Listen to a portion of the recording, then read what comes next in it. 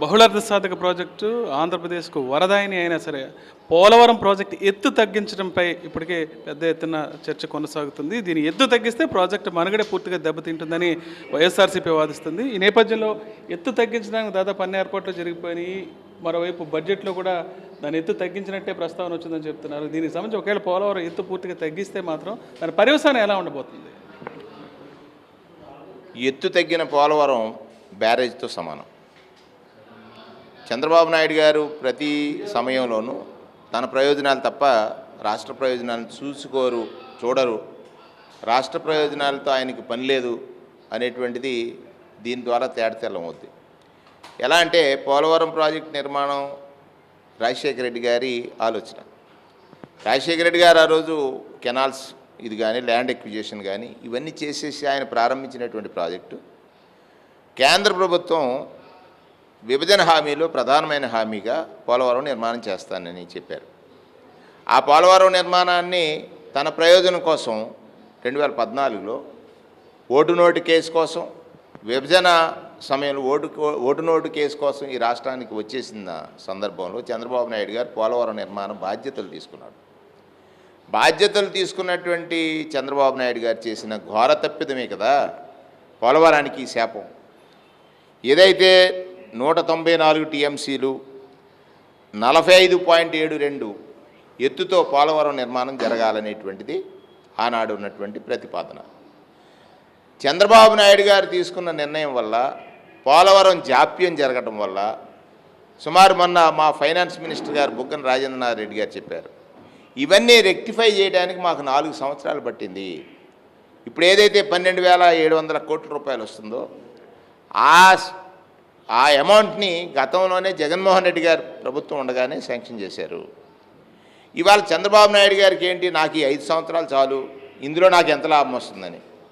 సాక్షాత్ ప్రధానమంత్రి గారు చెప్పాడు కదా, పోలవరం అంటే ఏటీఎంలో వాడుకున్నారు చంద్రబాబు నాయుడు గారని.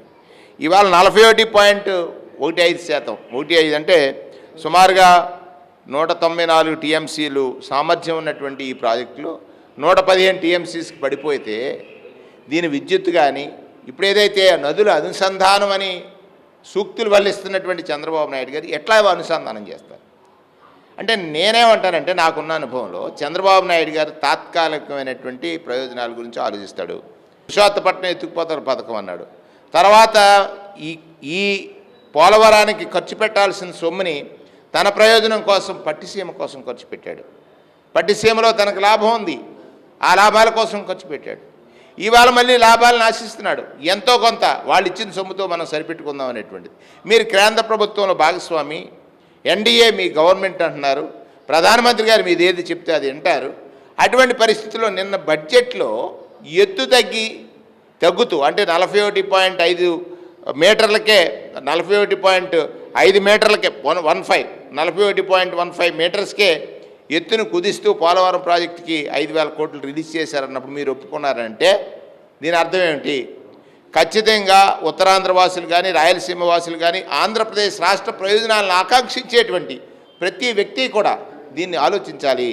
చంద్రబాబు నాయుడు గారు రాజకీయాల్లో అధికారం వచ్చిన తర్వాత తన ప్రయోజనాలు తప్ప రాష్ట్ర ప్రయోజనాల కోసం పనిచేయడు. లేని అబద్ధాలని ప్రచారం చేసి ఆనాడు జగన్మోహన్ రెడ్డి గారి మీద అనేకమైనటువంటి ఆరోపణలు చేశాడు.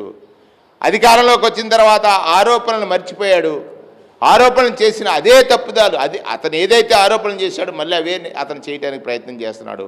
ఈ పోలవరానికి ఎత్తు తగ్గినటువంటి దీనికి గనక అడ్డుకోక సాధించలేకపోతే చంద్రబాబు నాయుడు గారు చరిత్రహీనుడిగా మిగులుతాడు. ఈ రాష్ట్ర ప్రజల ప్రయోజనాల రక్షణలో ఒక శాపం తగిలిందనంటే కారణం చంద్రబాబు అవుతారు. దానికి అందరం కూడా ఉద్యమించాల్సినటువంటి అవసరం ఉంది. అయితే వైఎస్ఆర్ కాంగ్రెస్ పార్టీ తరఫున అవసరమైతే చెలో పోలవరం లాంటి ఒక మా నాయకుడు జగన్మోహన్ రెడ్డి గారిని సంప్రదించిన తర్వాత అవసరమైతే ఉవ్వెత్తున దీనిపైన పెద్ద ఉద్యమాన్ని చేయాల్సినటువంటి అవసరం ఉంది. ఎందుకంటే రాజకీయాల్లో ప్రధానమైనటువంటిది ప్రజాప్రయోజనమే. రాజకీయాల్లో ప్రధాన లక్ష్యం ప్రజాప్రయోజనాన్ని తాకట్టు పెట్టి స్వప్రయోజనాలకు పనిచేసేటువంటి చంద్రబాబు నాయుడు గారి కూటమికి సరైనటువంటి పాఠం చెప్పాలంటే పోలవరం రక్షణ మనందరి బాధ్యత. పోలవరం రక్షణ మనందరి బాధ్యత అనేటువంటి కార్యక్రమాన్ని తీసుకోవాల్సినటువంటి బాధ్యత ఉంది. పోలవరం ప్రాజెక్టు ఎత్తు తగ్గించడం అంటే రాష్ట్ర ప్రయోజనాలను పూర్తిగా దెబ్బతీయడం అని మాజీ మంత్రి వేణుగోపాలకృష్ణ చెప్తున్నారు. ఎట్టి పరిస్థితుల్లో పోలవరం ప్రాజెక్టు ఎత్తు తగ్గిస్తే ఊరుకునేది లేదని వైఎస్ఆర్సీపీ తరపున ఉద్యమించడానికి సిద్ధమవుతామని స్పష్టం చేస్తున్నారు. రాజమండ్రి నుంచి Vijayalakshmi Harish for Sakshi news.